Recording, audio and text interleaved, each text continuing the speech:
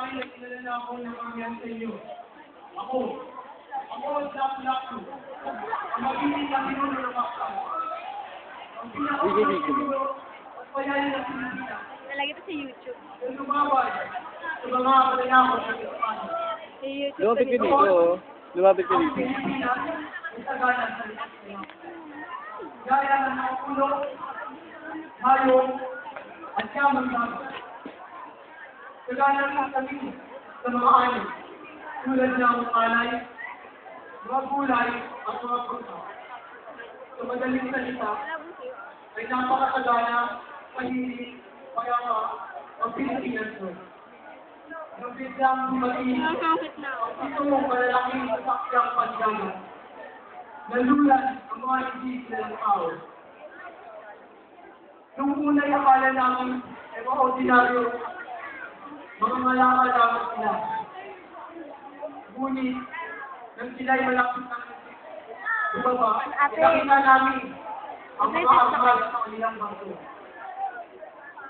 Hindi ko nga kaya matupid kami ng mga layuman. Kaya dali-dali ako gumawa ng plano upang magpaglaban. Noong ika-27 ng Abril, 1529, bago pa sumikat ang araw, ay siniklat ang isang labanan sa pagitan ng mga mandirigma ng Mactan na nakaarmat at nakakampilan laban sa mga Espanyol na siyang nakaypala ng itong malalaking akyang pansagan.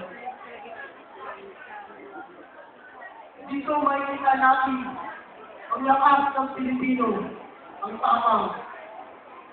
Kapag nasa labanan, nakikita ko sa mga mata ng mga mandirigma ng Mactan itong manalo sa labang iyon.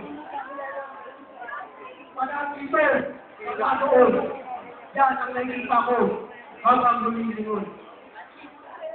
At biglang pumunta sa kulto, sa sumatan at sa matan si Mandelas, na naging dahilan din ng kanilang pag-alis sa Pilipinas. Nagbunyi ang buong Mactan, nagbunyi ang buong Pilipinas.